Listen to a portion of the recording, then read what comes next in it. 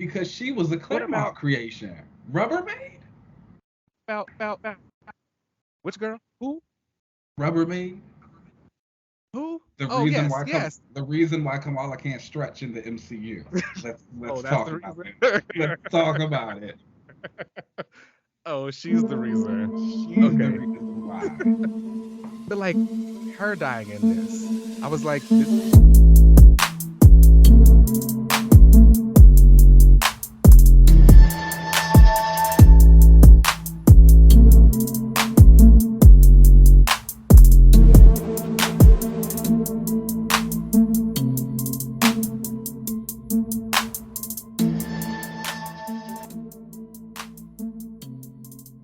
But I've also I did take a week off the gym last week, but before that I've been putting collagen in my like protein shakes and stuff like that. And that's supposed to help with hair growth and things of that nature. My haircuts just Okay, aren't lasting very long anymore. okay. You in your hairy era? Yeah, very. Okay, And it's crazy okay. because like I feel like I just got my haircut and now I gotta go get another one this week. But I was doing that anyway because I'm going out of town. Mm. Oh, okay. Well, I mean, I'm also out of town right now. Hi, everybody. Hey. Let's go ahead and get started this week. Um, Welcome to another relaunch. I am going to be Lenaya Petronov, aka Darkstar, who I think next election, go ahead and put her up there. Ooh, wasn't she on this one? No, Oh, I feel like she was in one of those images. Who am I thinking of? She was in the first one. no, Really? no. I don't know. I don't know who I'm thinking of. I just feel like I remember. Maybe I just saw somebody campaigning for her. She was just like not in it. I mean, that's a doll. So shout out to whoever did that. She's cool. I am Miss Maxine Hunkle, aka Cyclone of the Justice Society of America. Hello. Oh, okay. Bringing her back around. Are you excited for her debut in that movie? Yes, Black Adam. She had a comic come out. The tie-in they've been doing for all the characters in the movie came out this week. I'll Mm. be talking about it as well, so don't worry. Okay, yes. Okay, well, let's get into it. How are you doing this week? I am good now. I won't lie, I was having like Oh, a pretty just like no. busy, rough week. I dropped a table on my foot, so that was kind of painful Oh, as well. no. I know it was not good, but nonetheless, yesterday I did like a big just rearranging of the energy. I cleaned up my entire place from like top to bottom, and when I say clean, I mean like like cleaned up the cabinets, the fridge, the bathroom, my closet, washed and folded everything. And I've been using this new detergent. It's called Tyler's Glamorous Wash. If anybody wants to look it up, it's on Amazon. When you wash your clothes, you put a little bit of it in there. It has your clothes smelling so good, like so good. I get Hmm. compliments on my smell all the time now. I'll be walking in places, people are like, "Ooh, you smell good." I'm like, "It's my detergent. Thank you." I know that's right. Yes, And I might have so, to try that. I just be sticking with Tide, so some help. yeah, spruce it up a little bit again. Tyler's Glamorous Wash. I cannot highly recommend it enough. So I did all Okay. that, and now I feel like my energy has been realigned. I'm ready to start the week back out. I'm going to return to the gym. It's gonna be a good week. Okay, that's good. We turned it back around. We turned the wigs around. Love that. I Shifted. I've been having a pretty good week. For anybody watching out there, I'm not obviously where I normally am. I'm not in LA right now. Decided to take an impromptu trip out to Palm Springs, and because like you, I was having a week and like needed a break. So here I am. Taking my break. But yeah, That. I this has suggest been everyone take a break. I tell people yeah. I'm like very much an advocate when people are at work complaining to me. I'm like, you should quit. Hmm. like, go find like some better way to make money and just quit this place. Go do what makes you happy. Take Exactly. your There's nothing more important than your time. That's the okay. most important, precious thing you have. So do it, spending stuff you like to do. Preach that. Not working for me. I'd rather go some comic books or something. Okay, let's go ahead and get into the updates of the week. Up first, we're going to be talking about this Batgirl cancellation. Now, we have seen Discovery, I think, purchased Warner Brothers, and obviously with new purchases like that, changing the regime, and the new CEO is basically like, listen, if it wasn't making money for us before, we're not doing it. So like everything has been gutted or canceled, So and we're canceling everything. canceling everything. And it has now come out that the Batgirl movie, which was, I think they had already finished it, completed it, and was done. Yeah, it was in post, and it has now been canceled and will not be released in theaters because Discovery says that they prefer big theatrical releases going forward. It sounds to me like they are trying to, catch up to the MCU. Not actually sounds like, that is what happened. They recently had a call talking about their earnings and how they were going to be changing the entire corporation around, like the businesses and stuff. And on the call, they name dropped Kevin Feige himself, and we're like, we want this person to be like Kevin within our company. We wanted to strive for the success that the MCU has, and we know we have a plan. We have a 10-year plan for these DC movies. And personally, I just have to say what you want about the MCU, but that's power to be legit. Like as you were sitting like that saying somebody that, else's thing. I was just sitting. I was like, he probably sitting in his office just smiling. Yeah, like wow, I did that. What a man! Congratulations to him. Shout out to that. He's powerful. Yeah. Now I really do feel for the Batgirl cast and all the crew and everybody that worked on that movie. I know that I think the initial budget for the movie was like under $100 million, but with all of the reshoots and stuff that went on during COVID, yeah, in a dream, that it ended up going like well over budget, and they were probably looking at it like they weren't going to make all that money back in theaters. Let's be honest, I've seen a lot of y'all laughing at that girl's suit when it was first coming. I supported it. Like. Let me say that. Let me just say, I supported Leslie Grace's Batgirl this entire time, and I don't even like Babs, but I was here for it. I was going to watch the movie. I thought the Burnside suit was cute. I thought she looked good in it. She was really excited for it. I don't know. Yeah. It was going to be camp. Batman and Robin. She had her red wig on, and I was ready to give her a chance at it. Like, I'm not the biggest, like you said, I'm not the biggest like Babs fan, but I would have been cool to see her. Maybe she could have changed my mind. But I feel for them, and I think I'm hopeful that like something happens, not with WB because I think they just have a history of being horrible, but like somebody else picks her up so she can get like in another franchise because they canceled that other girl's movie too, that one that was gonna be Supergirl. Yes, they did. Pretty much anything that didn't have a date already is probably canceled. But Gotham Knights stayed. Oh, I mean, there was a rumor that might get canceled too. And it hasn't been confirmed yet. Now that one is weird because that man is all kinds of messed up, but they still going forward with that. That doesn't make any sense. Craziness.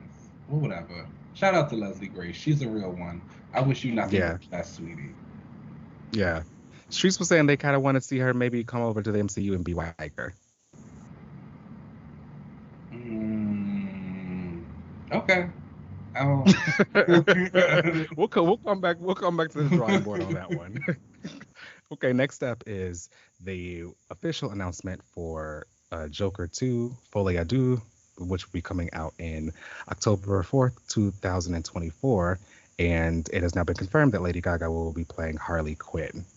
And all I did was laugh when this announcement came out because it's funny. Gaga as Harley is... Do I think she's going to do a terrible job? No. Do I see her as Harley Quinn? Absolutely not. Am I excited for the press tour? Absolutely. The press tour is going to be ridiculous. She is going to be insufferable. It's going to be like a really good time. But also, this saves us from Lady Gaga's Emma Frost.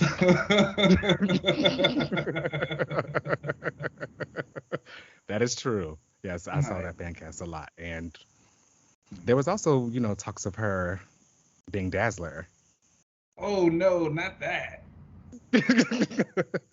You No, know, thank you. Can you imagine having to be Harley Quinn after Margot Robbie? no. Embarrassing. And then you're doing I it. just I just know I just know Gaga's she's gonna talk about how like she checked into a mental hospital for 6 months to prepare She for this. jumped into a vat of acid. She definitely jumped into a vat of acid and like laid there. She like got beat up What by a did she man one say time on purpose. during the House of Gucci press tour where she was like a swarm of flies were following her Yeah, around? yeah. During House of Gucci, like the flies swarmed to her, and she felt the presence of that lady like on the set. Like, shut up, girl. Oh, it's gonna be a good time. But Definitely. I Oh, don't she's know. gonna like wear her makeup on her face, and she's definitely gonna come up with some excuse or some reasoning of why the abuse was like for women empowerment. Like she's gonna spin it Did somehow. you did you watch the first Joker movie? Yes, Did you like it? that was the worst than last time I watched it. It was okay. Like I enjoyed the what they were trying to do as far as like showing depression and all that kind of stuff, but it isn't something that I found entertaining. Like I Mm. never want to see it again. I wonder if this musical will kind of have a feel of like a Sweeney Todd, where it's supposed to be like depressed, Mm, dark, and serious, but they're also singing a lot, or if they're gonna try and be more like weird and fantastical with it. hmm. That Sweeney Todd call out kind of makes it seem like it'll probably be something more like that. I don't know how. I'm thinking of Gaga singing with these pigtails. This is going to be quite. I actually might go and see this. I'm not gonna lie. It sounds like it's gonna be a riot for sure. How good it'll be, I don't know. I probably might wait till it hits. I was gonna say HBO Max, but who knows if that'll be around by then? It'll probably Discovery Plus, What a way to kill a Max. I don't stream! know, whatever they end up. Calling it. Like truly being at the top of your game. Somebody in there got haters. But WB is bad. Mhm. There was just the anniversary of the Iron Giant movie. Love that cartoon Classic. movie when I was a kid. And I don't know if you ever looked into the history of it, but there were so many issues with them trying to get that movie made and just like the promotion of it and WB like basically trying to stop it from getting pushed. And it was just like horrible management. Like they've always been a horrible company. Hmm. Do you think? Would you care if DC like got bought out by somebody else and like left that studio? Yeah. It was also unclear, just to let everybody know, it's also unclear if they are going to be moving DC into their own like studio company because there was a breakdown during that call earlier and it showed like their studios that they're going to have in DC was there. So the way that Marvel has Marvel Studios and that's where all the movies and stuff come out of and like they have that department, it Mhm. seems like Warner Brothers might be doing a DC thing like that, but who knows how clear that was. I mean, that's probably it. If they're trying to emulate the Marvel formula, sure. But whatever. Mm. The movies that we have right now are not like anything that we want to be emulating and continuing on. Even Mm-mm. Aquaman 2, which I'm gonna go see.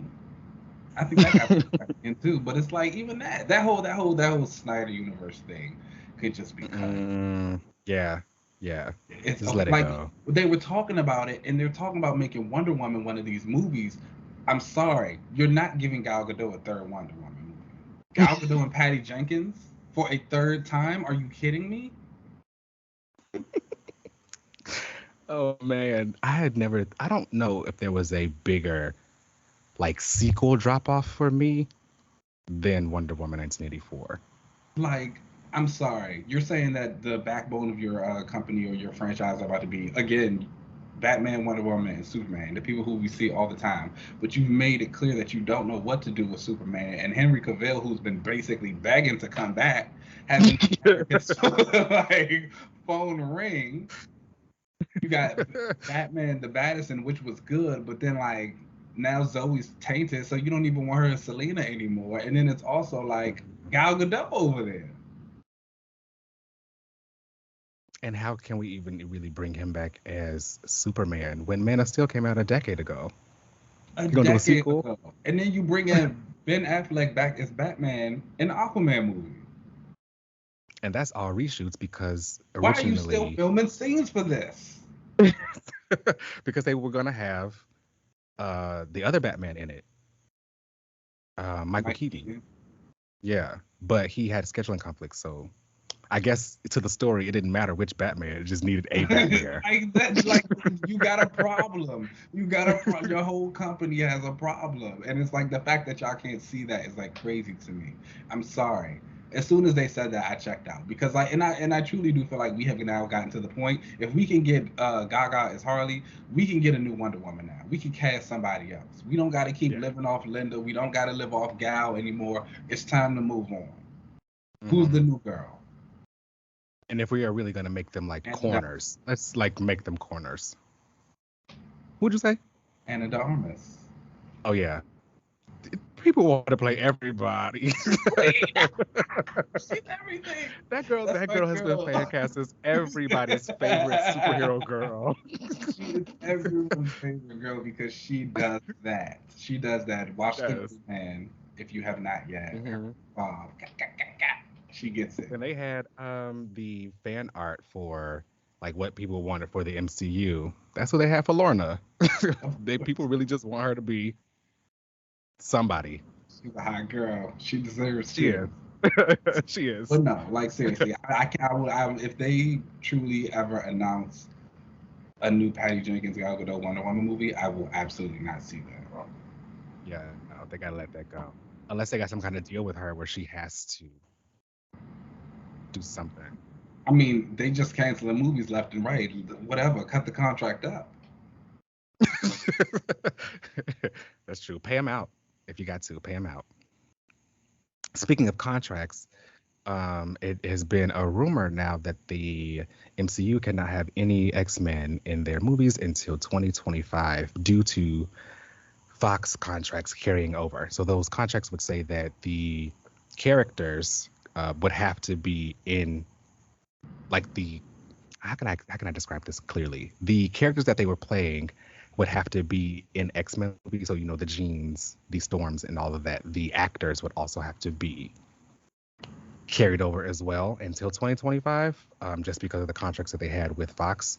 And that, in my opinion, it sounds real, y'all. I don't know if that's a rumor. I think that's real. I think that's why they've been just kind of waiting to do the X-Men because they don't want any of them people back unless it's a cameo that fans just won't shut the fuck up about. Then they will do it, But it seems to me like they really don't want anything to do with Fox. I've also heard that the contracts said that not only would those actors have to come back, but the producers would also still have their credit on the X-Men properties. So like if they were to do another X-Men movie before 2025, Singer would have to be credited as a producer, which also means compensation. And we would never allow that. In my opinion, like I know we all really, really want to see the X-Men like in live action and done well or whatever, but like I'd rather them just wait. Just wait. Agreed, especially with the current standing of the MCU. We can wait a couple phases till we course correct and then we can bring them in.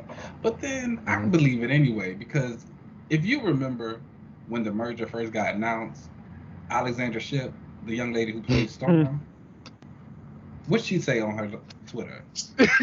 She cleared y'all. She said they ain't recasting nobody. She said, y'all keep acting like this merger means they're recasting, period. And what? She ain't been recast yet? I think that tweet's still up. And people have still been like, well, girl, you count your days. You not coming back. And I have a screenshot. It's saved in my favorites folder in my phone. I think it is one of the best tweets of our time.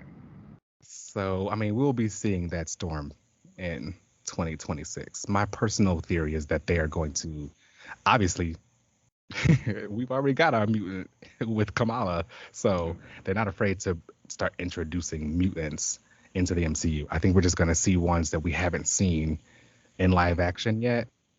My theory is we'll see a bunch of them that we haven't seen live action yet, and then in Secret Wars, that's when they probably gonna bring back Famke and and Hallie and all In of her them. trench coat. And her trench And coat, yeah. and we love us some Halle Berry. And we know Hmm. she loved to play Storm. And she always talking about she want to put that wig back on. But it's like, baby girl, it's like, you can't do that. Exactly. But I think, a Secret Wars could be their send off. The Let her have her multiverse. moment. Let her have a send off. She could do a powerful thing as Storm, and then everybody from that universe dies. I can see that. I can also agree with, I think they're just going to kind of sprinkle in mutants that we don't know. We'll probably see Shang-Chi talking to somebody, and he'll call this guy Shiro. And then Exactly. that's going to end up being Sunfire. Betsy is going to pop up somewhere as a little Braddock because she's that girl. Exactly. Miss Strike, Hmm. boom, they going to, they just going to keep kind of sprinkling in like that, and then we'll move on. But And then I think we'll see them in Secret Wars, like the ones we know, and that'll leave everyone, mhm. audiences, to question, like, oh, well, then where's our universe's Storm or whatever? And then that's when we get our recasting. Hmm. Shit. Oh, they gonna have both the light skinned storms together. I don't think they ain't gonna put them all back because that's like Oh. blatant then. They're gonna like when Secret Wars pops off and all these different people from various universes come in. There's gonna be these two little short-haired, light-skinned storms floating in, making some lightning. It's Doing gonna a be little epic. some lightning And some because that's the wind. only thing they did. Mm, mm, mm, mm. I I can't really hope wait. we do get a powerful Storm. Well, I don't see why we shouldn't.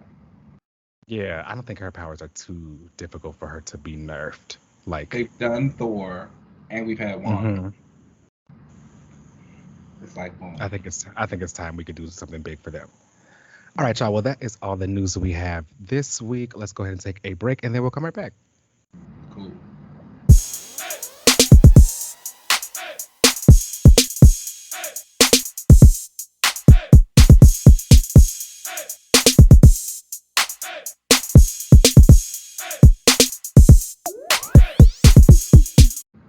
I used to always really want someone to create like a light force character,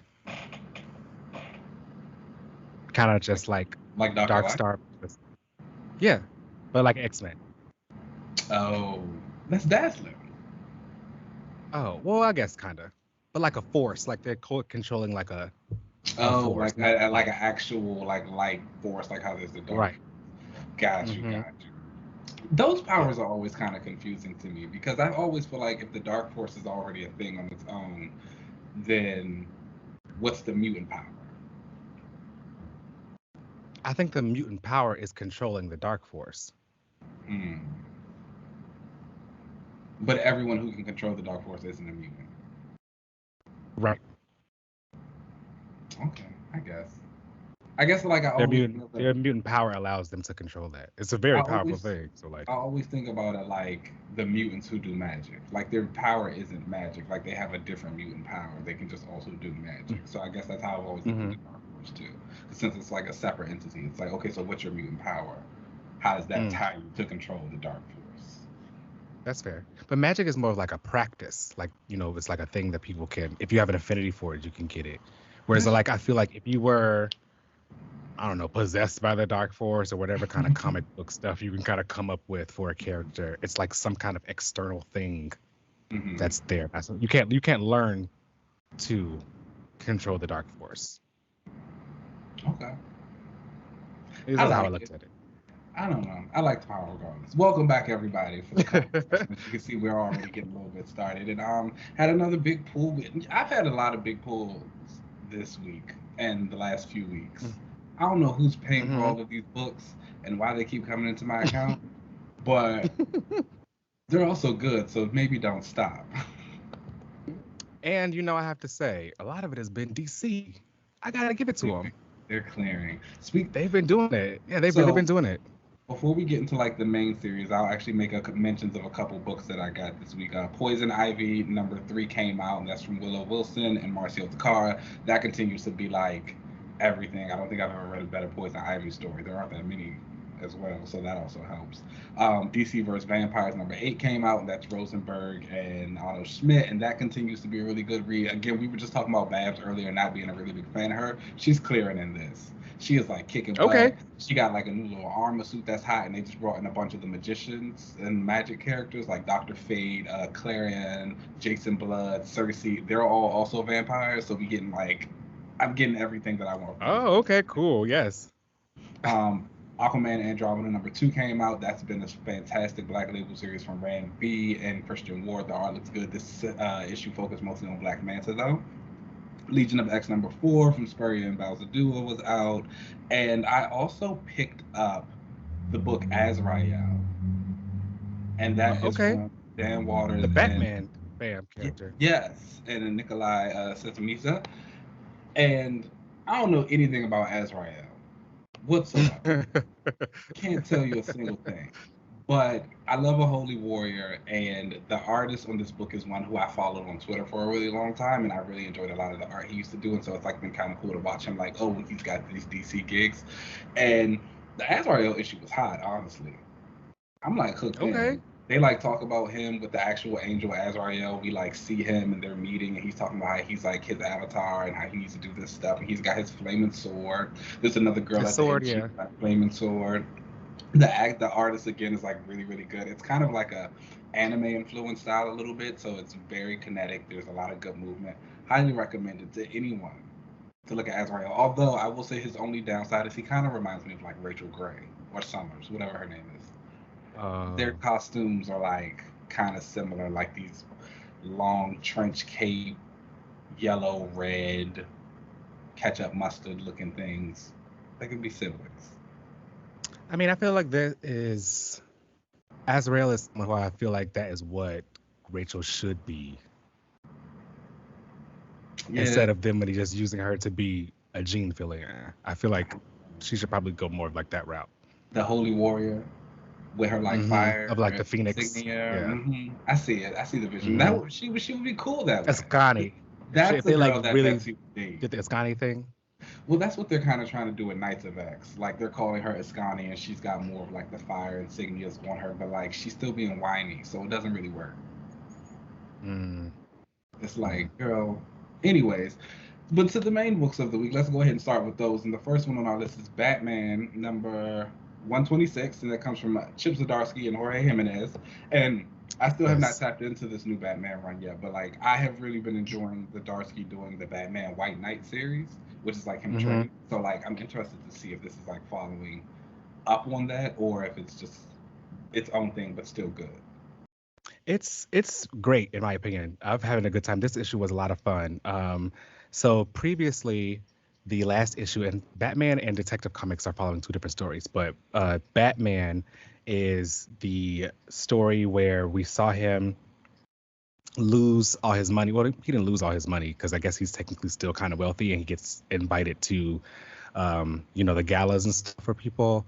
And Penguin was killed, and of course, Batman was framed for it because when he was killed, the people came into the hospital where Penguin was, and Batman was there, so he got framed for it. And he's basically been trying to like clear that up. Robin was there. He got shot in the neck in the last one, and he felt like, oh my gosh, I'm like losing another kid. And during that issue in 125, there was this robot like failsafe that came through, and this issue is pretty much just the fight like a failsafe, and failsafe is clearing. Like Batman's ass is getting dragged through all of this. He's like, I need help. He's like trying to get away, and of course he calls for help, and the Bat Fam comes and shows up. Signal pops in, Nightwing has a moment and pops in, and yeah, it was really cool to see him over there.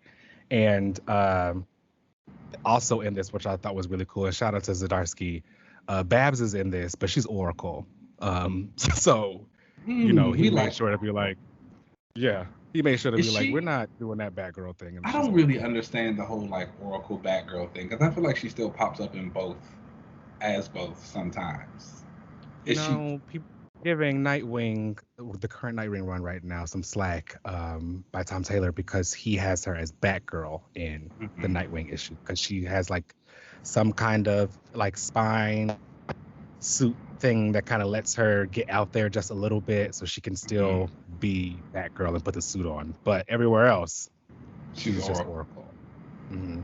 She's actually said that she's given up being Oracle. She's like, I'm still going to be Oracle, but in Nightwing, she's also saying, I can still be Batgirl too. I wonder if it's a thing, it's just because like she's still been the most popular Batgirl in media. I feel like obviously with Robin, there's been so many Robins, but like there's also been a very distinct Nightwing.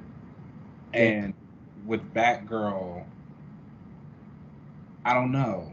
I guess they've always just adjusted Batgirl's personality to be what Steph was as Batgirl, and then I don't know why they don't use Cassandra.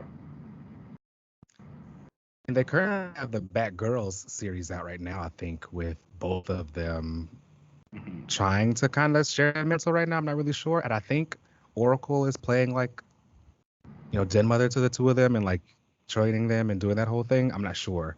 They don't really know how to think what to do with that Batgirl mantle.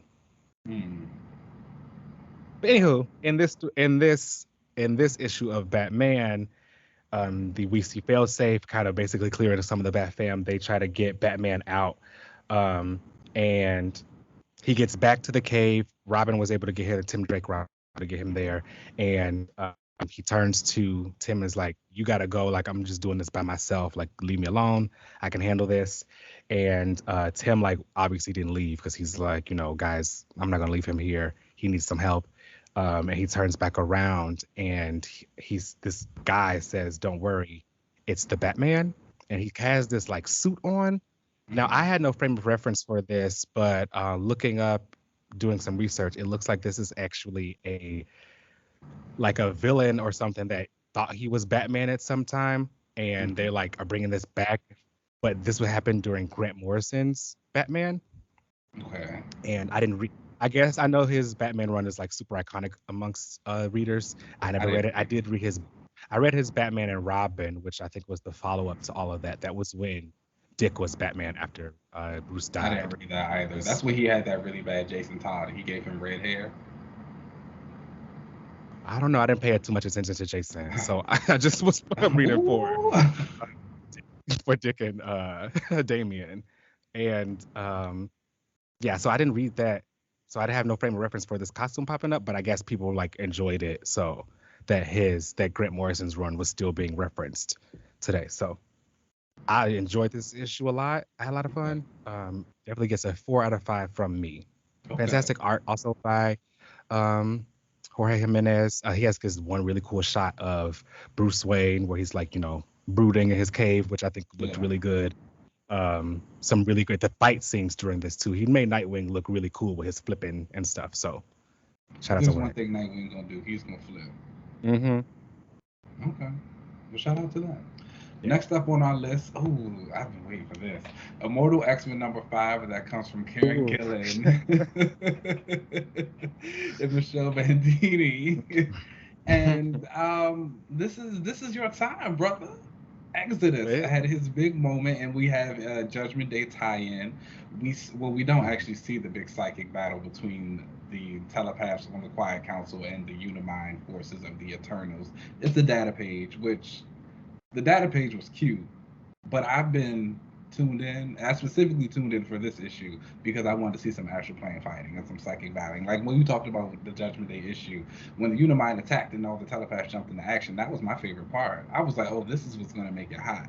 And to kind of see that was like, blah. But outside of that, we got a nice telling. All kind of disappointment, ain't it?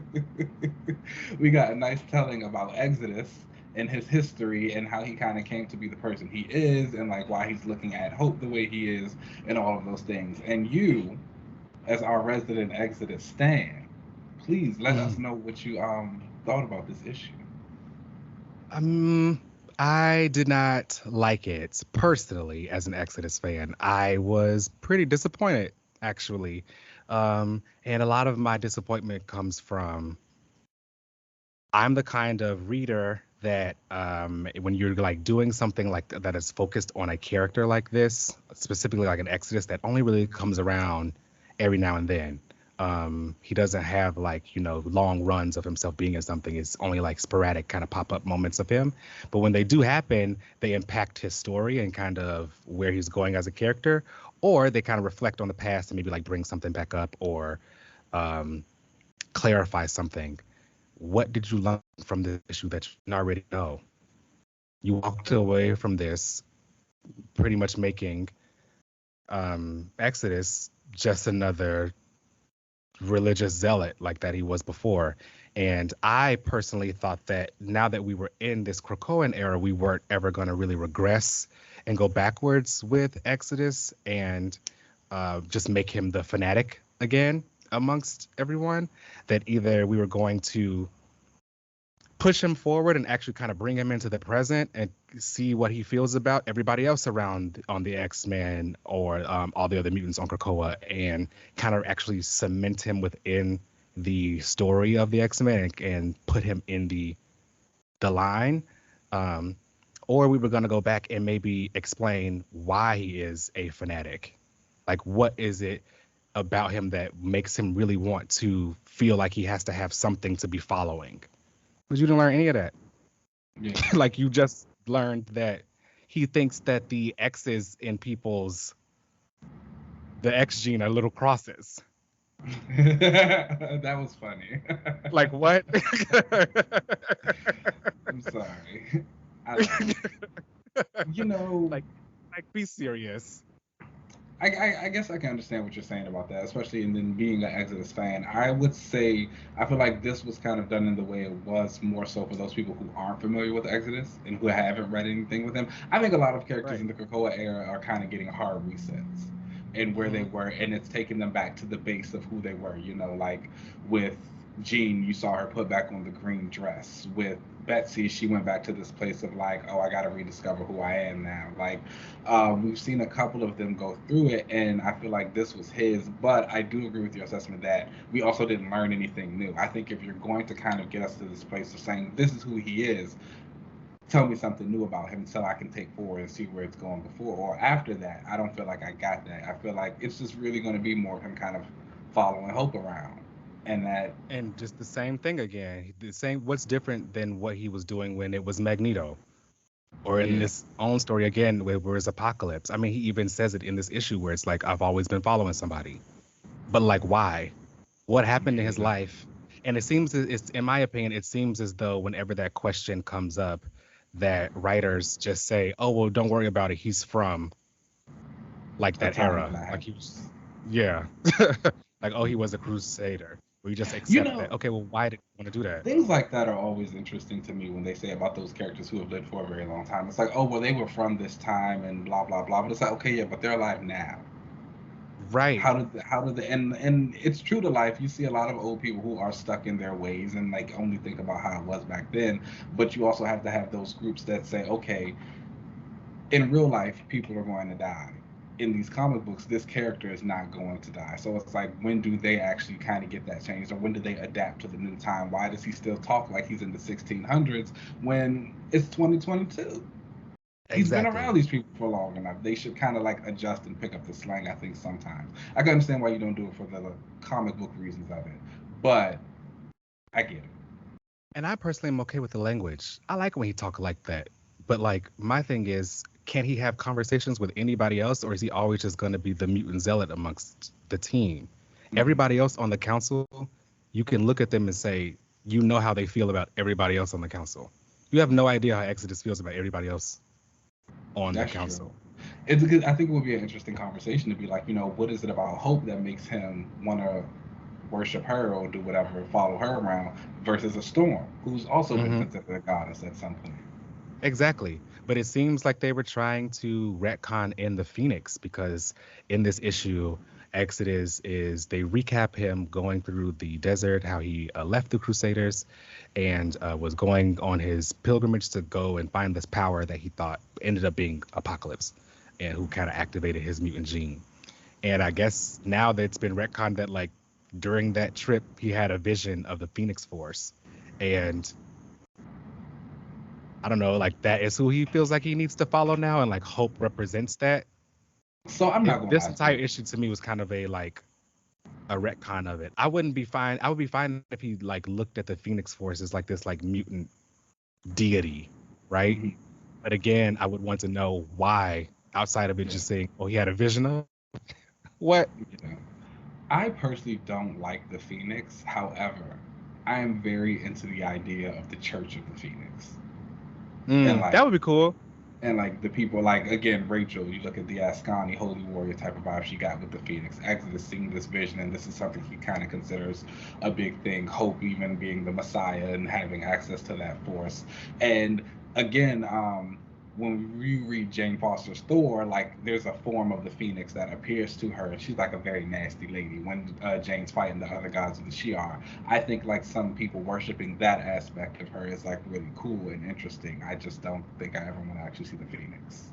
Yes, I wouldn't mind it actually if Exodus became like a non-believer of the Church of the Phoenix. Like he felt like it Mhm. was not something that needed to be associated with like mutant kind. That all it does is bring destruction to mutants. Even Yeah, though it rebirths, it also brings something. It would just be something different, instead of him always just being the follower of that. So that to me made this issue very kind of disappointing because you were just Mhm. told the same thing again. I can see that. What would you rate it? The art was good. I appreciate that. Shout out to the artist because I do like a good moment of Magneto and Exodus together. And my boys looked good when they showed the recap of Yeah. Magneto taking him out of that tomb. So shout out to that. So I give it like a 2.5 out of Oh, 5. okay. I was gonna say 3.5. I I liked Mhm. I think it was a well written story. I think like you said, I didn't really learn anything new about Exodus that I didn't already know or that I hadn't read before. So for that, it was cool. And then the biggest draw for me was the psychic battle, and it was just a data page. And the data page itself was cool, and it was done in a cool way. But I would have actually liked to see that. I like when the telepaths get to be telepaths.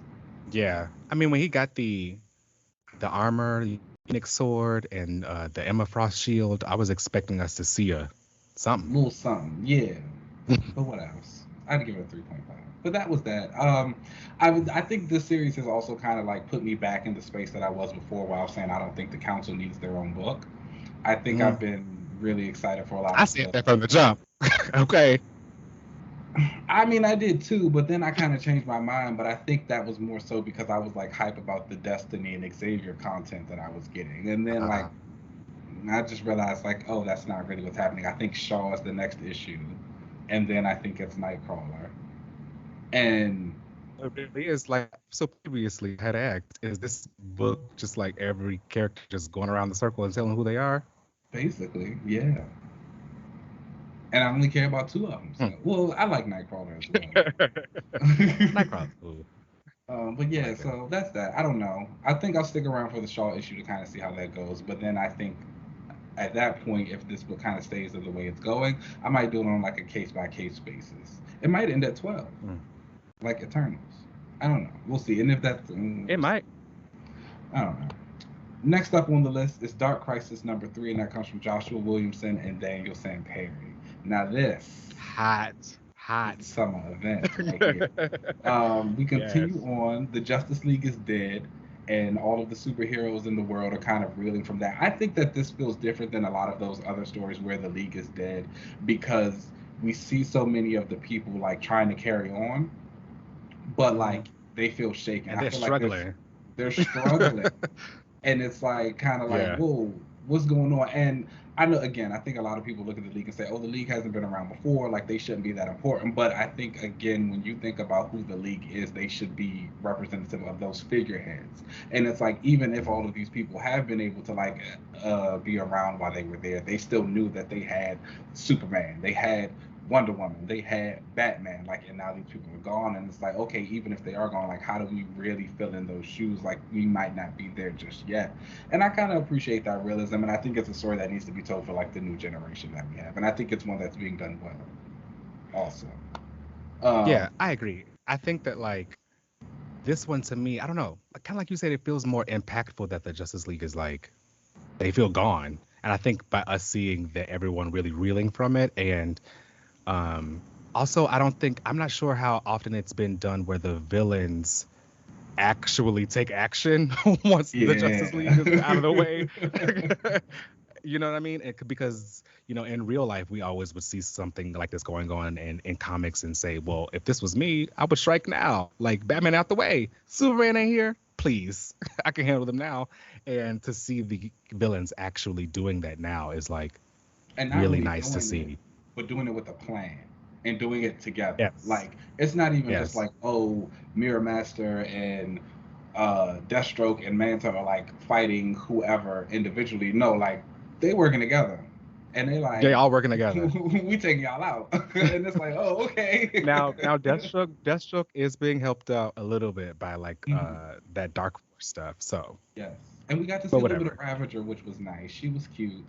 Getting pulled up and having her moment. I always enjoy when like she kind of comes in and tells Slade that she hates him. So that was cute to see. We also got like a bit, not a video, but a really big moment with the Green Lanterns. We saw a lot of them, and I thought that Yes, we was kind did. of cute to Period. see. Just like them working I together and loved like it. all the different ones, Joe My and crew. Kyle and Simon and Hal, and they go to like attack Prometheus, and he gets pulled into his own little place, and where they call the Mm-hmm. John dimension or something, the John They Stewart sector. Yes, they get there and the lanterns appear in front of them because Hal and the rest of the lanterns they figured that the Dark Force has something to do with the Black Lanterns, so they go to the Black Lantern core, go to their like giant lantern and figure, okay, if we can go through this, we may be able to actually find the Justice League. So they Mhm. actually used that to find Pariah, and from I keep Pariah calling him they end up Prometheus. going into. I mean, that's fair.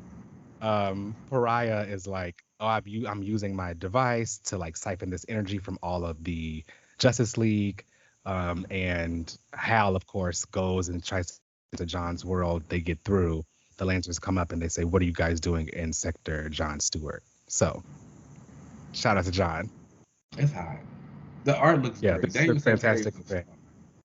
Like he is a true star. Oh John yeah, loses his because uh, when Justice League too, which was sad.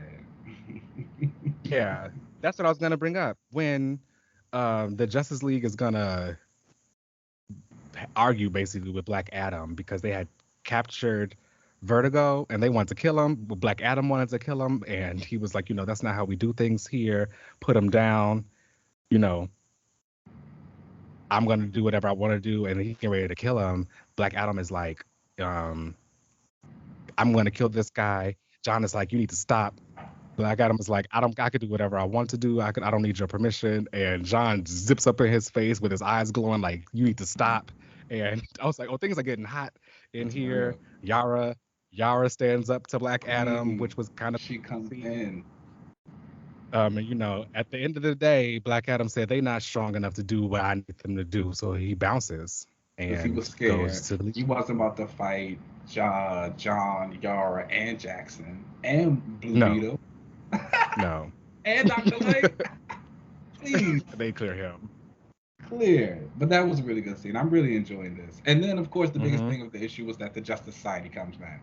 Because Oh after yes, all of the yes, League like a walks full out, society. the full society, baby, the League walks out, they're all kind of like, Jackson's like, I gotta go back to Atlantis. Everybody's gotta do what they gotta do. And so Yara's like, I'm here to join the Justice League now. John's like, there ain't no League, but who pops up? There might not be a League, but there's a society. I know you were hyped for that, and it was like the full society too.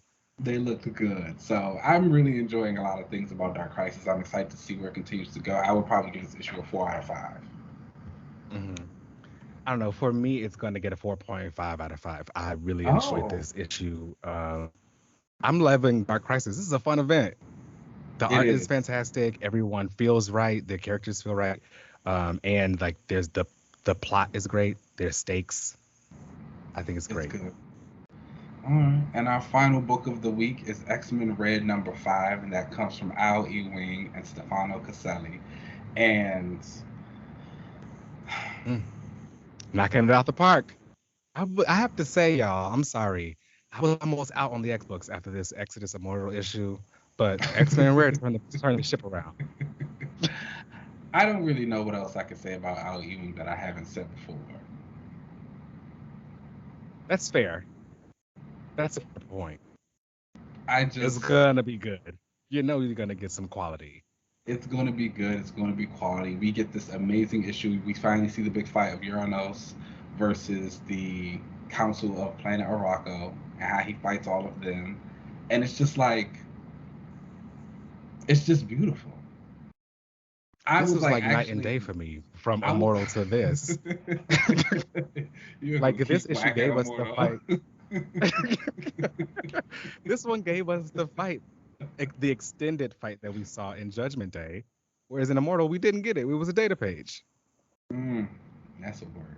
I was holding my breath reading this. Like Yes. I was holding I- my breath because it was so intense watching him like go against the people. When Little Miss Iska turned, and they're like, "Oh mm. no," it was like They were like, we got to get up out of here.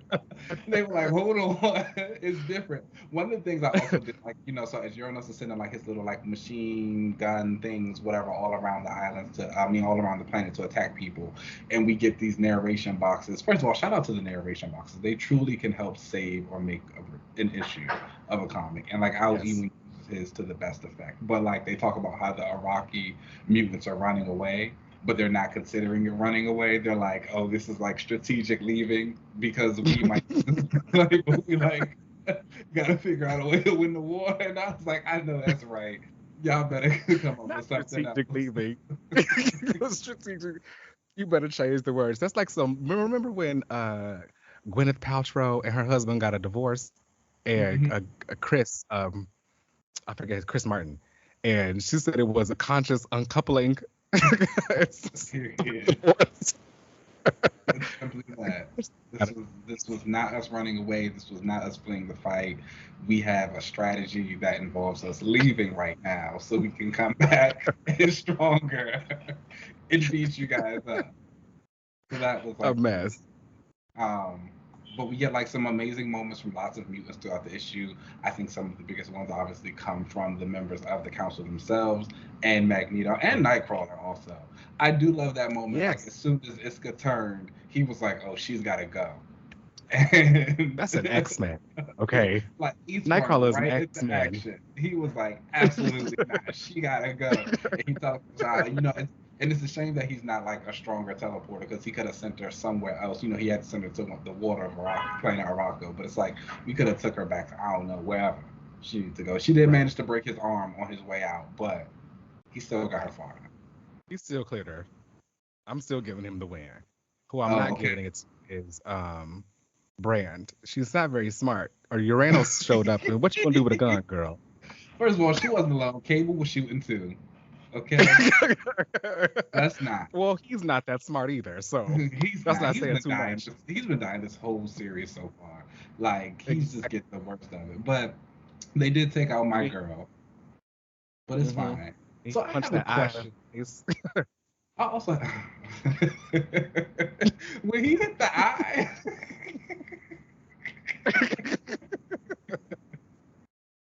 Uranus is clearing them. I'm sorry. I kind of liked them having. I like, want the X Men to have their own dark side. That's kind of cool. like no, that was high. When he punched that eye in the face, I snorted laughing. That was rude. Because why would you do that? It's funny. um, Especially if you've read Legion of X, then you know Aura Sarada might not be a nice girl. So Oh, you deserve to punch in the eye.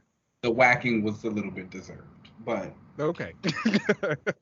nonetheless, she did get whacked. I also really love the part where like Legion came down. Uranus was kind of like, all of y'all are whacked, but he sees Legion and he's like, oh, you might be interesting. And then they fly up, and I think we're actually gonna get the follow up to that battle in the next issue of Legion of X, and like see the Are extended we? version of it. Because it seemed like he came back down, and they said it was just. It was like Let me see the. minutes. It Thank you. was. So I just checked. It was a 30-minute fight. It was a 30-minute fight. Okay, like give him his props. He put up a little bit of time, Yeah, so I yeah, think we're he gonna see did. So that. let him survive a little bit. Yeah, so we're gonna see He that. took off half of his hour. Period. Nobody else did. That's true. They did it. So shout out to him for doing that. Mhm. Um, I don't know, man. This was really just a great issue. I don't really know what else to say other than it was fantastic. I had a great time. Magneto clearing, getting the metal ready to attack Uranos was great, even though he got a hole blown in his chest. I do have to say, y'all, I too would be using my non-mutant faves if I were Al Ewing, because why do we need to have Nova in this? That was like, and like giving him a whole speech too, to be like, yes, I'm the only one that can save these people. Like, you're trying it. Where was Star-Lord? It's not his fave. I get it. If I was writing the next book, Wonder Man is just gonna be there, y'all. Get over it. And he's really trying to like turn the ship around on Nova, on Richard Rider. He's not a nice man. That's just his favorite character. So if Ewing is writing space, Nova's gonna be there. And it's gonna be Richard Rider. He is. So I mean, I get it. Like I said, Wonder Man would have been the same way if I was doing the same thing. But yeah, great issue. And then, at the end of this, we see Magneto somehow still survived, but there's like this big glowing hole in his chest. So, and they say he's about to get his hour next, which is and also again, we have Aura and Lotus. She talks about how she pretended to show that he was dead to Uranos, and he's like, "Yes, you didn't like disrespect me. That was great thinking. You saved my life because I was about to die." And it was like, I really just love when the Milwaukee Muse talk like that. I think that's my favorite thing. Definitely. I did give this issue 4.5 out of 5. I think I give it a 5 out of 5. Honestly, I'm not gonna lie. Mr. Ewing cleared. Like I said, I was literally holding my breath. And when I got to the end and Magneto stood up and it was like, on Araco, you always make sure. And he you know what? Let me say that. It was a 5 out of 5. It cleared. Magneto cleared. It was like, I actually shouted. I was like, yes, this is a man. Yes. Although, I will say, I do think he's still going to die after his hour. You think so? Yeah. I think, like, whatever he's doing to keep himself alive and, like, keep that hole in his chest, he's going to keep it there, use his hour, cause some damage, some destruction, and then, like, boom, he'll do it and pass on. You know what? Magneto deserves to go out in, like, a blaze of glory. So he does. He'll get his. I wouldn't be mad at that. When they rebuild the planet. Yeah, for sure. It seemed like they were already letting him up towards a retirement. In Immortal, that first issue, that's what he said. He was like, "I'm done. I'm gonna go retire." So they probably are trying to. So we'll see. I wouldn't be mad at it. Okay. Well, those were our books of the week. All right, y'all. So then let's go ahead and get into the book club of the week. And this is reading New X-Men issue 22 to 28. And I don't know. I know I keep saying that every time that we do this book club for this part, but like this has been such a shift for me in not only this book and the way that this stuff has been like how it started with the original creators and then shift over into Kyle and Yost. And like just the shift of the storyline for these characters now, but also just the way that I feel about all of this is different now compared to when it was first coming out and I was 16 years old reading it versus now. It feels like that first half of this with the original writers and artists, like it was like these characters were being very tropey, teenagers kind of doing that kind of stuff. And now this is just like trauma after trauma and people being mean. And I don't understand how y'all are going up for Emma Frost and she is a nasty lady. Like, you can't talk about that white queen, child.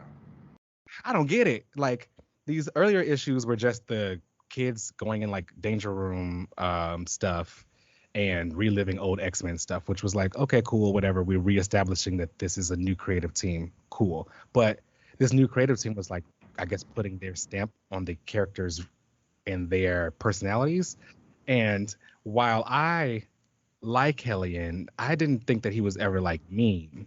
But I guess when I was 16, he's mean. When I was going back and reading these when I was 16, like I didn't read everything in order. I was just reading whatever I had at my disposal. And it wasn't everything, like I wasn't following monthly. But reading this now, I'm like, oh, Hellion was kind of mean, but he wasn't mean.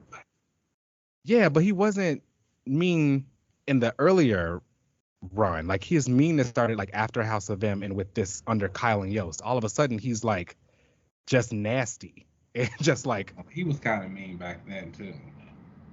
I mean, but I saw the growth coming. Or maybe I saw the trope. I saw the trope.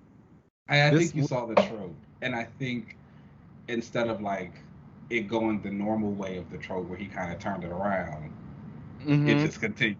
It just got worse. It got worse, and Emma Frost for some reason like hates Laura Kinney. She's like always calling her X-23. She like showed her dad and told her like, why did you do this to me, X-23? And Laura's like, that is my mom. She never called me that. And it's turned out to be like a psychic, telepathic, illusion in front of her that Emma put up just to make her feel bad because she's like, you're a killer. You shouldn't be here. Like, break you so you leave. That's the kind of lady Emma is. Like, she's for the or children. a lady that's always talking about doing it for the kids. That's not very nice. She's a horrible person. But whatever. That's Emma for you. I think this run was very jarring in the way that I think it was really depressing. A lot of the stuff that happened, like we've been saying, it was a major shift. Decimation came, and then not only did so many of these kids lose their powers, and like a few died in that instance, like they must like even more get blown up. Okay, and bringing up the bus. I'm sorry, but I'm gonna say it. This may be cutthroat. I don't know. Bringing up the bus. Who cares? Let me say why. Let me say why. Okay. They killed off all these characters. When this bus blew up. But you just met these characters when the bus blew up. None of these people existed before this. The only person on that bus who like you met was Tag.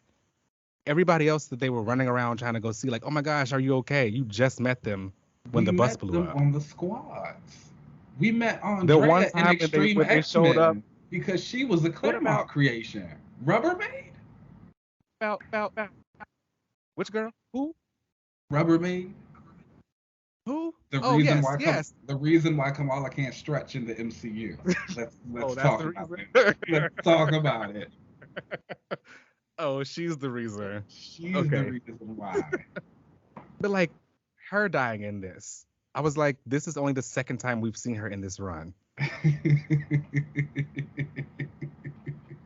Everybody else, this is only the second time we've seen any of these characters outside of them being in the background somewhere. It was like they were trying to kill off people, but nobody. It's like also the loss of potential. It's like not only did you just lose your powers and we never even really got to like know you in that way, you lost your life. But there just seemed to be no like, I don't know, like emotional stake to it because you didn't even know any of these people. It was about. It seemed like it was trauma for trauma's sake. It's about breaking the kids who we do know. It's that age-old classic. When you have a hero, you got to break them down, and you break them down a little bit more. And then once they've got to their lowest point at the bottom of that pit, you break them down some more. Oh, my. Yes, which they did. They did in this. And I will say that Pheromone Girl's death was way more sad than the bus. She didn't deserve that. Heartbreaking. And I was like, why are they killing these kids off like this? Stryker's a nasty man. Also, shout out to them for knowing that Lori was the Omega level threat. Queen behavior. She was something, I guess. Queen. That still didn't make no sense to me. but whatever. Like I said. And then you break them down, and then after all of that, then you build them back up. But I think the bad thing with these kids is they never got the chance to really. I guess the Krakoa era is the time to be built back up, and that's one of the reasons why things like X Factor and Sophia coming back and all of that was like such a big moment, because this run, once it started getting dark, it just continued that road of darkness. Like I think like we hit Decimation, we had all the stuff that follow after that, the bus, and then I think right after that Messiah Complex starts, and like Messiah Complex was sad. People's getting knocked off left and right in there. Yeah, Hellion lost his arms. You know what I'm saying? So it's heartbreaking for these kids. That's why the bus is Okay. And just for me as a reader, I was like, these are just kids I just met. Like, I feel like you're blowing up this bus just to blow up this bus. A little bit. And that to me also made me feel as though that is why these batch of kids, these new X-Men, always just feel like cannon fodder, because that's how you treat them. Because that's how they were treated. Because they were like even when Quill, I think it was, got killed when the Purifiers attacked the mansion. It's sad. They just died.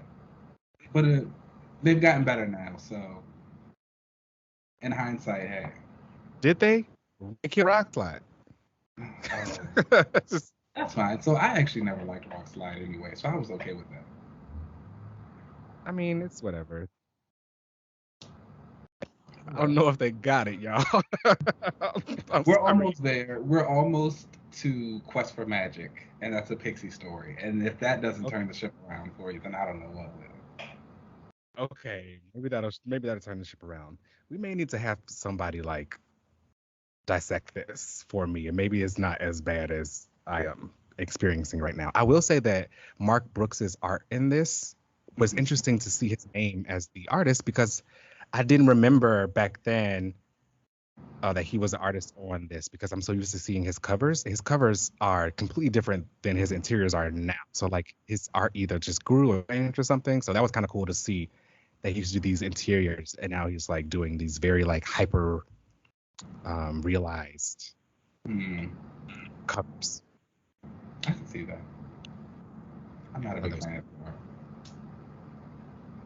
Yeah, I like his covers more than the interiors. So, yeah, but I don't know, y'all. Emma's nasty. She seems very cold. So my interest in Emma Frost kind of oscillates between not interested or just do not like. It's either like do not like to just ambivalent. I see that. Well, I do like the outfits. That's about as long as it be, but I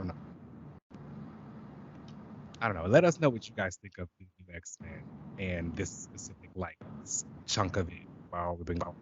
I don't know. I honestly wish they would have just kept going with the kids and the students. They're being happy. Yeah.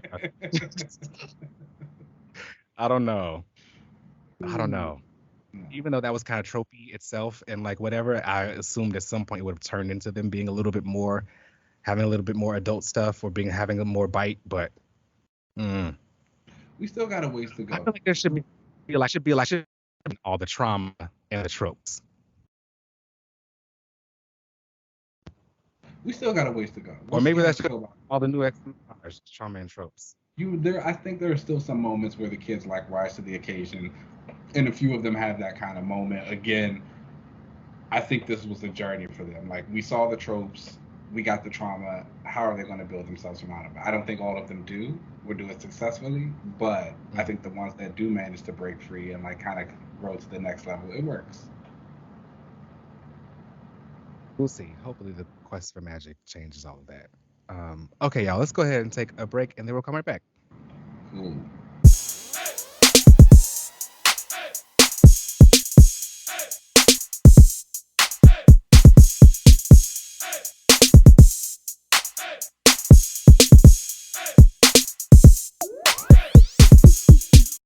I can't wait till I get my hair cut. It's gonna be a movie. I mean, a fresh cut always makes you feel like, wow. I'm excited. I'm getting that, and I'm going to meet my new nephew for the first time. So that's going to be really fun. I'm officially a gunkle. Oh man, that gunkle era. I know. I'm excited though. I like want to buy them toys. Speaking of me being a gunkle and all that, because I will be out of town, we will be taking a break next week for the episode. So like, if you've had a big backlog of comics, please feel free to catch up on that. Send in some things, some recommendations that you might have read that you think that I might not have picked up, or that we could talk about on the show, all that good stuff like that. And with that, welcome back to everyone's favorite part of the show, the relaunch section. Yes. And I think we had a fun one today. Yeah, so this week we'll be doing like a relaunch idea that we kind of came up with together. Keenan was talking about Iron Fist and like liking him, And we're not talking about Danny, but we're talking about the new Iron Fist, the previous Swordmaster. And it just like clicked with me that they really need to do something to kind of really like cement him as the new Iron Fist, so we don't really like kind of backslide.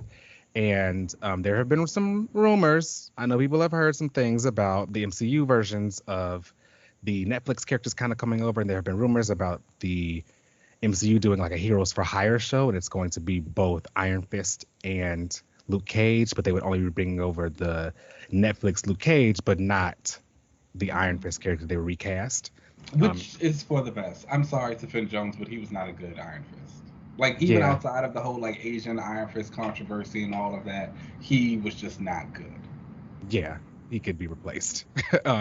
So, and if those rumors are true, that just made me start to think about they could really do that in the comics by making a new Heroes for Hire series, or a Power Man and Iron Fist series, and use the Power Man and put him with the Swordmaster and really cement that. So, yeah, I think that would be a good idea. I support that completely and fully. I don't know if people know, but the new Power Man is a character who I've actually really come to enjoy and realize that it's not one of my favorites, but like he got the potential to like knock somebody down off the list. He's moving his way up, and he's had a lot of good runs. He showed up in Al Ewing's Mighty Avengers. He was in the Champions run, and he's gotten some really cool development. And Lenny has been getting some really cool development in his Iron Fist series. So I think also that would be great to see because they're two good characters. And like, who doesn't love an Iron Fist, Power Man? I'm about to say Iron Man too. Team. Yeah. And like what I kept thinking was, it seems like in the Marvel universe, a lot of the older characters are kind of being put in new status quos for them to kind of still be able to do whatever they were going to do, but make room for other people to kind of replace what the things that they did before. And, Luke Cage is now the mayor of Hell's Kitchen.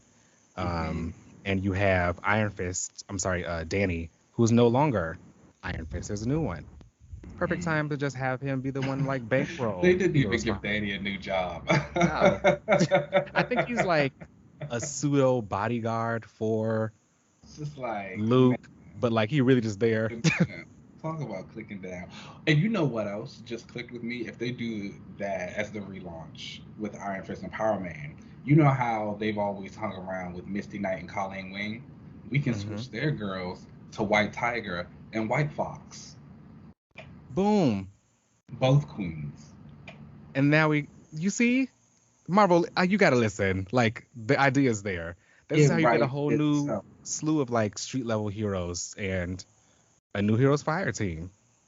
Did you just hear that? A whole new slew of street level heroes. Doesn't it just make your like body tingle?